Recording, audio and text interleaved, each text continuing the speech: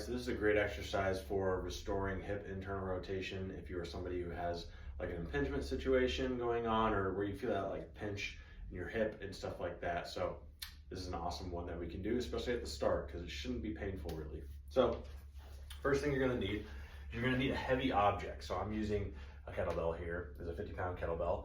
At home, if you're doing this, you can use your couch, you can use really anything that's just not gonna move that you can put your foot on. So I'm gonna set this up right here. And then what I'm going to do is put the inside part of my foot right against that sucker, okay? I'm gonna lean forward just a little bit, okay? We don't wanna be leaned forward as far as we can. We don't want this to be a pure hip flexor stretch. We wanna get rotation, okay?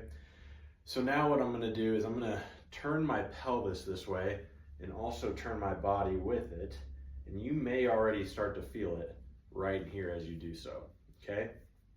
Then what we do is I'm going to press my foot against that kettlebell there, or your edge of your couch, or wherever you're at, okay?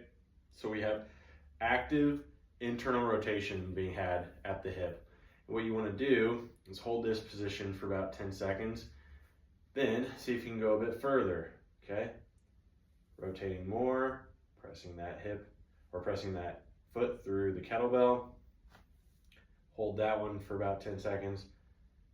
Go more, press again. You should just feel it a little bit more and more through here, okay?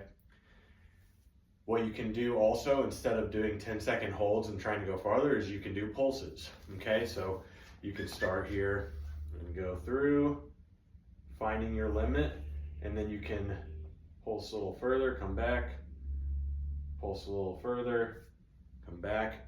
There's several options for you here that we can do. So depending on how I program them for you, that's what you want to do. I personally tend to lean towards holding for 10 seconds with that active push inside, relaxing, trying to go a little further into it, pushing again, coming back. Common faults I see here are people start to rotate and then they start to lean over like this. We don't want that. Also, sometimes I see people kind of take their hip back as they do this. Don't want that either. We want this hip in that somewhat flexed position, going over, pressing into the object near us. Make sure it's heavy enough to where you can press pretty hard into it. We want to be pressing at a good 7 out of 10 press here, so that we're getting good tension through here, going a little farther each time, so that we can get good release for that hip.